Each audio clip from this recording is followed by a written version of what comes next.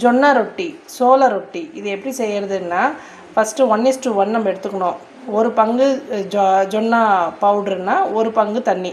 அதை எடுத்து நல்லா தண்ணி கொதிக்கணும்னு கொஞ்சமாக தேவையான அளவு உப்பு போட்டுட்டு அந்த மாவை போட்டு நல்லா கிளறி விட்டுட்டே இருக்கணும். இது ரொம்ப சிம்மில் வச்சு ஒரு 5 மினிட்ஸு மூடி வச்சுடுங்க. விசில் போடாமல் இந்த மாதிரி இந்த நாபை வந்து இதில் மூடி வச்சுருங்க.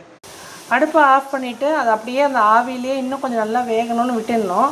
அதுக்கப்புறமா கொஞ்சம் நேரம் கழித்து திறந்துட்டு இந்த மாதிரி நல்லா பிசையணும். கொஞ்சம் மிதமான சூடு இருந்ததுன்னா, கை பொறுக்கிற சூடு இருந்ததுன்னா நீங்கள் வந்து கையிலேயே கூட பிசையலாம். இது ரொம்ப சூடாக இருக்குது. நான் அதனால் இந்த மாதிரி கரண்டி வச்சு நல்லா பிசைய சப்பாத்தி மாவு மாதிரி வரும். வேறு பாத்திரத்தில் ட்ரான்ஸ்ஃபர் பண்ணிவிட்டேன். அதுலேருந்து கொஞ்சம் மாவு எடுத்து இது பாருங்கள், இந்த மாதிரி நல்லா இப்படி பிசையணும்.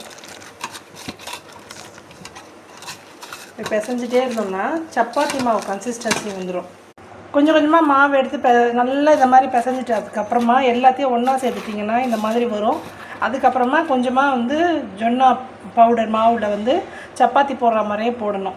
இந்த மாதிரி திரட்டியாச்சு மெல்லிசா. இங்கே ஹைதராபாத்தில் வந்து கையிலேயே வந்து இந்த மாதிரி மெல்லிசா செய்வாங்க. எனக்கு அந்த அளவு வந்து ப்ராக்டிஸ் இல்லை. இதுக்கு வந்து ஆயில் எதுவுமே தேவைப்படாது. தவா நல்லா சூடானவுடனே ஹை ஃப்ளேமில் வச்சு இந்த ஜொன்னா ரொட்டியை போட்டுட்டு கொஞ்சம் ஒரு பக்கம் லைட்டாக வெந்த அப்புறமா திருப்பி போட்டுட்டு இதுக்கு எண்ணெய்க்கு பதிலாக தண்ணி வந்து தெளிப்பாங்க மேலே. இந்த பாருங்கள் சப்பாத்தி மாதிரி ஃப்ளஃபியாக வருது.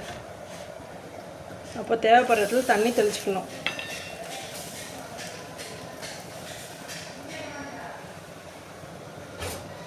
அதனால் கொஞ்சம் ப்ரெஸ் பண்ணி விடணும்.